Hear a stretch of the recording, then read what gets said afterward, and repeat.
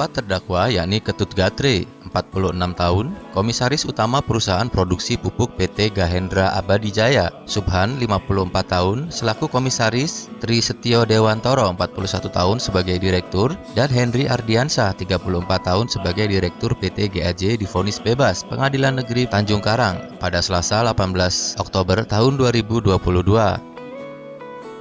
Keempat terdakwa dinyatakan tidak terbukti bersalah melanggar pasal 122 junto pasal 73 Undang-Undang Nomor 22 Tahun 2019 tentang Sistem Budidaya Pertanian Berkelanjutan junto pasal 55 ayat 1 KUHP dan pasal 62 ayat 1 junto pasal 8 ayat 1 huruf A Undang-Undang Nomor 8 Tahun 1999 tentang Perlindungan Konsumen junto pasal 55 ayat 1 KUHP terkait peredaran pupuk ilegal. Membebaskan terdakwa 1 Ketut Gatre alias Alek dari Maderai, terdakwa 2 Subhan, terdakwa 3 Tri Setio dan terdakwa 4 Henry Ardiansyah oleh karena itu dari semua dakwaan penuntut umum. Pertimbangan majelis hakim dalam menjatuhkan putusan karena pupuk terdakwa sudah didaftarkan sejak tahun 2016, namun belum terupload di Kementerian Pertanian karena adanya kerusakan sistem One Single Submission atau OSS antara sistem Kementerian Pertanian dan Badan Koordinasi Penanaman Modal. Selanjutnya, perusahaan para terdakwa bukan perusahaan besar dan bersifat UMKM sehingga tidak bisa diproses di pidana.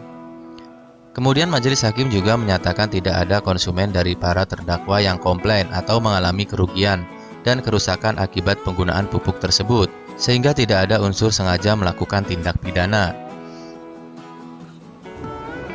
Kemudian usai menjalani sidang putusan tersebut, para terdakwa melalui kuasa hukum Gunawan Raka dan Cici Hairia Dewi menjelaskan menurutnya hal-hal apa saja yang menjadi pertimbangan majelis hakim merupakan sebuah fakta yang terjadi sesungguhnya. Tadi sudah diurai dalam putusan pertimbangan hakim itu salah satunya ternyata pupuk itu sudah didaftarkan dari 2016 tapi belum diupload. Belum diupload itu kan apa? Karena terjadi kerusakan dari dalam sistem OSS antara sistem pertanian dan BKPM. Yang pertama. Yang kedua itu dari sisi administratif.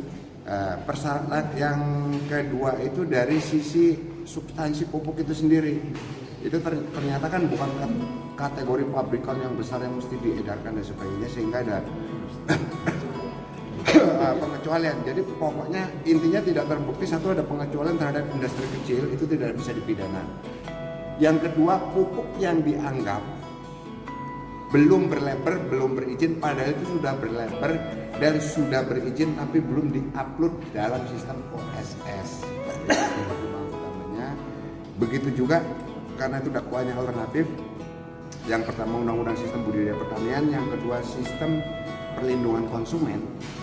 Pun tidak ada dari konsumen itu yang komplain atau terjadi kerusakan atau kerugian dan sebagainya, itu juga sudah menyampaikan semua justru itu meningkatkan produksi, inovasi yang baru dan sebagainya. Majelis pun memandang bahwa tidak ada unsur dolus namanya. Dolus itu sengaja melakukan tindak pidana. Nah, jadi dalam perkara ini tidak ada.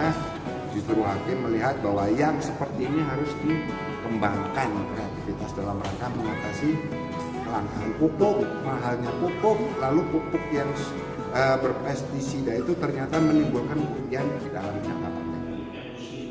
Selanjutnya dari sisi konsumen juga tidak ada komplain atau kerusakan ataupun kerugian. Justru itu meningkatkan produksi itu yang disampaikan oleh saksi. Disinggung terkait JPU yang akan melakukan kasasi, Gunawan Raka mengakui bisa menanggapi hal tersebut. Apa yang kami perjuangkan, apa yang kami bantu semaksimal mungkin untuk para terdakwa ini bisa membuahkan hasil. Tapi kami juga harus mempersiapkan untuk menjawab memori kasasi yang akan diajukan oleh penasihat oleh jaksa penuntut umum. Kami harus PR kami masih panjang, artinya kami pelajari dulu. Ya, kami harus pelajari dulu apa nanti memori dari jaksa penuntut umum. Mbak, ini baliknya nanti langsung dibebaskan atau gimana? Kalau untuk tahanan kota kan hari ini? Tahanan kota, jadi karena nanti kita kan melihat dari karena ini masih kasasi, jadi nanti putusannya kita harus. Dari Biro Bandar Lampung, Tika melaporkan.